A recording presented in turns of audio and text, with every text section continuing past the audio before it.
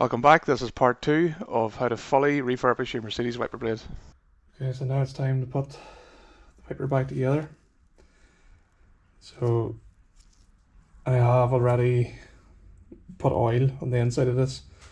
You don't want to use WD-40. I'll show the oil I use in a little moment here, but that already made a big difference to the feel of these pivots and just how much it frees that mechanism up. So this housing was all sprayed satin black. A few small chips have happened there because I did test fit the cover back on. I'll touch the chips up after, and then that's the cover. It's been repainted. I have just put a Sika urethane adhesive around that, or sealant. If you recall, there was a gasket on this, so you want to make sure that it's sealed back up again. So I'll let that set up for a few minutes. The next thing I'm going to do here is get this grease inside this mechanism. What I use is Super Lube product, so it's a silicone based grease and it's got PTFE in it, and it's also compatible with majority of rubber and plastic components. So that's what I had mentioned before. It's important that you use a grease that will not damage any of the rubber or plastic sliders in this mechanism and the plastic gears. So in this case, just get some spread along these guides and then turn the cog. Just repeat. So there should definitely be grease on these sliders.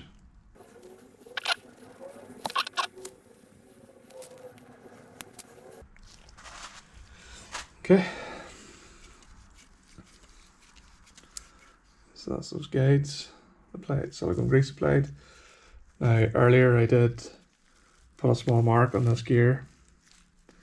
So you want to have that pointing directly downwards, and what that mark means is that the bottom throw, this is fully retracted in that position, so that's important to get your alignment right. Wipe this off. Okay, so next then is to refit the cover.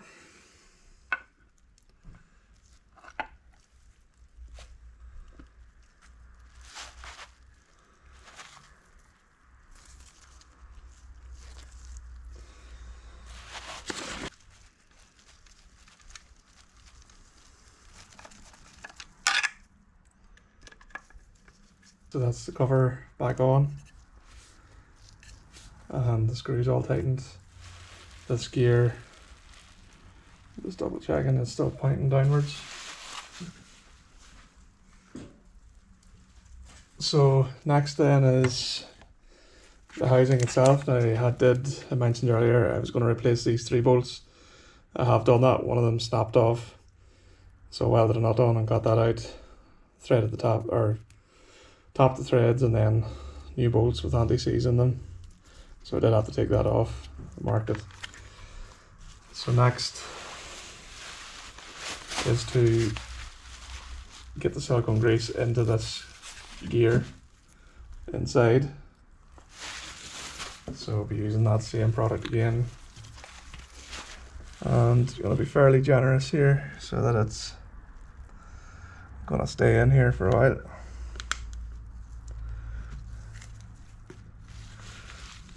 And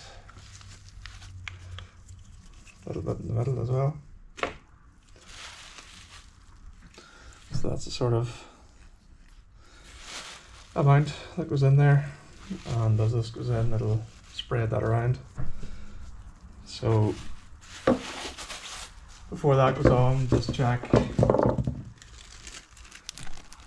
I had already put these in a separate bag, so first on spindle, so that I had a couple of shims and an O-ring that went on this side.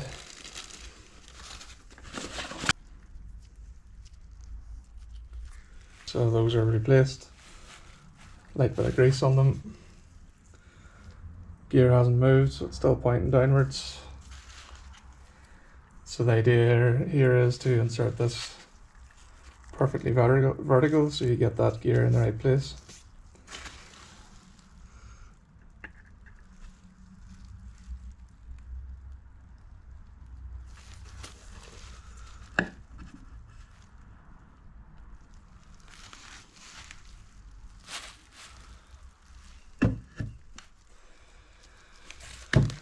Okay, so that's it now all the way home, and I'll just test. So when it goes full way down here, you'll see the arm pokes out just about 3mm.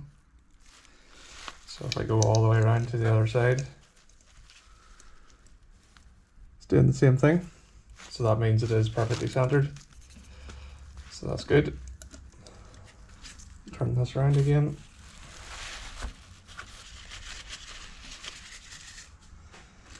Okay, so in the bag that I had for the outside,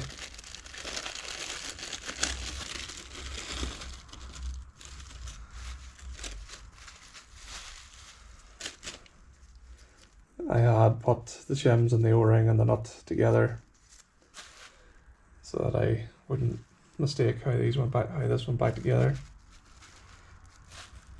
Okay, so this one actually had 4 shims, the O-ring, and then the nut, all on the outside of this.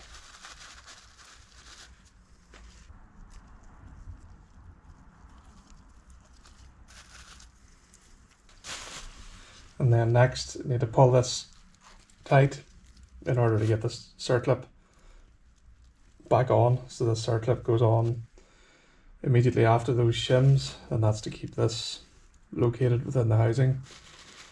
And then after that, your bracket and your nut on the heavy washer goes on.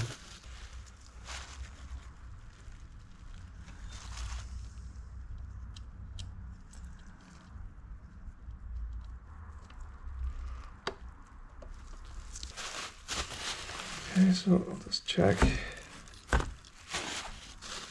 make sure that that is in.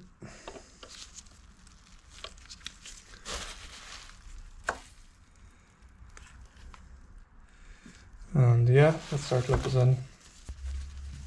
So I just cleaned off any of the silicone or oil or grease that's got on this cover, but really pleased with that finish. This is also a new genuine cover, part number 124-824-0349. I'm glad to see that that is actually a good match, that these were supposed to be black, because it's hard to tell, the part's that old and everything's all faded to grey. I kinda was curious about that, but that's going to work out very well. So now this piece can be set aside, and then it's time to lubricate the linkage before it goes back onto this main assembly.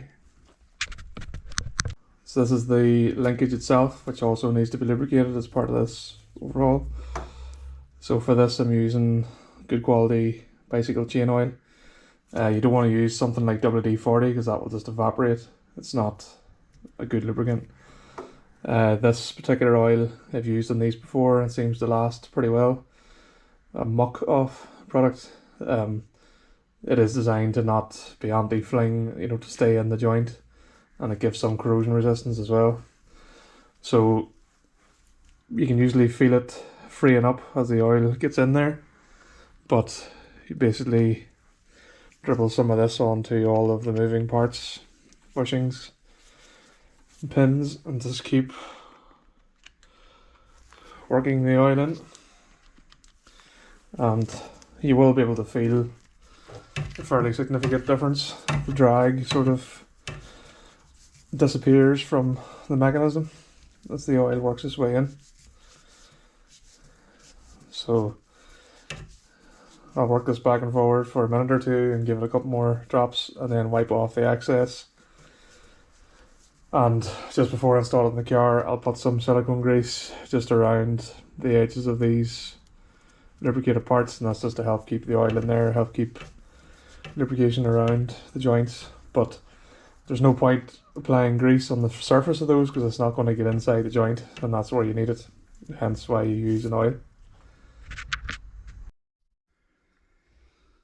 Okay, so now I have offered the linkage back up onto the back of the motor itself, or the wiper arm itself.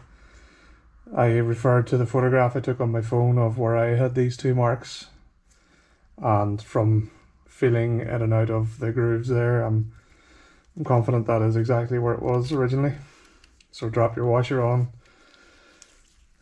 Use a bit of Loctite. The paste, or this type, is a lot less mess than the liquid ones, so I put just a little bit of removable Loctite. You don't want this nut working its way loose, especially in the nature of the mechanism. That can happen.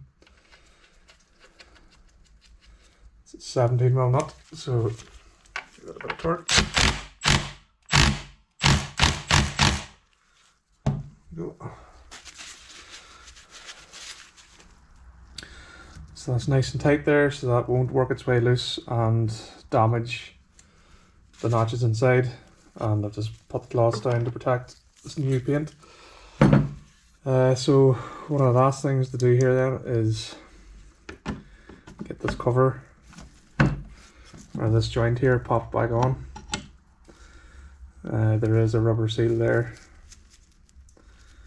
Where does that go? Yeah, it goes down like that.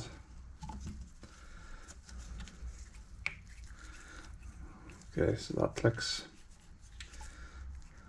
into the arm. Right, so just make sure you get that back. Again, we have a plastic component here, so put some of this plastic friendly grease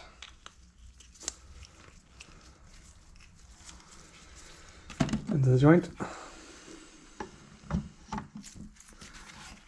then get this popped back on.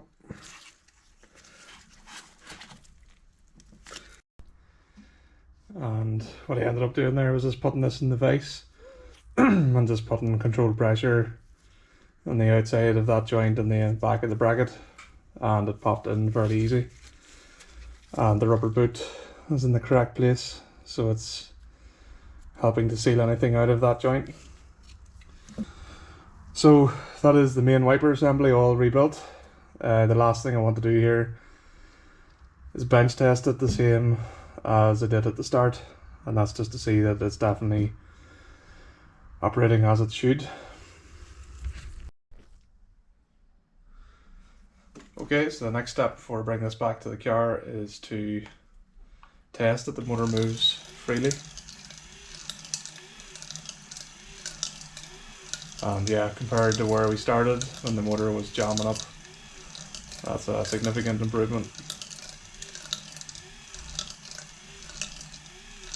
So you can see there the motor's moving at the wipers moving at a consistent pace, and there's no sticky spots. So that one seems to be a success. So I'm going to go ahead next and get this back into the car, and the one step you'll never really be able to avoid is final adjustments. In this case, I didn't verify that the motor was in the correct park position before I took it off the car, because I knew I was going to completely strip it down anyway. But when I put that in the car next, I want to see when the car relays park the blade, is it in the correct place? If it's not in the correct place, I think in the 190E chassis I'll still be able to access this bolt or this nut, and if I can, then I may be able to do very minor adjustments there. But next step is get this back into the car. That is the wiper reinstalled. Very tight fit in this chassis, especially since I didn't want to scratch the new paint, so it took quite a while, but it's back in the car. This arm I've refitted temporarily, the old one I still need to sand and spray that. Fitted the new wiper blade. The windscreen's cracked, ignore that. I have a new windscreen for the car, it's getting fitted very soon. What I want to do now is just lower the bonnet, connect the battery, and check the wiper where it parks after it's been powered on and off again, and just compare both sides to see that it looks even whenever it's operating. So in this particular car, I've done a small amount of adjusting on the park position of the motor, and essentially this is the very lowest point of its arc on this car. It's only about a centimetre off the trim, and in this particular car, when the motor's in the park position, this is almost like a straight line. So to me that makes the most sense. So this is just to show the wiper doing a full rotation and then coming back to its park position.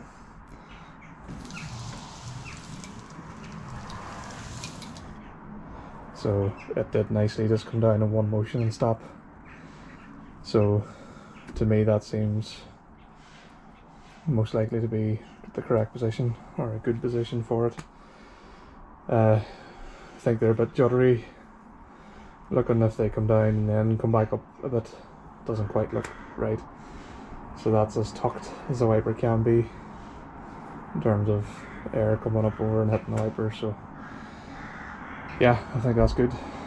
So the last thing I want to do now then, take this piece back off, get it sanded and painted, and then I'll show this back together.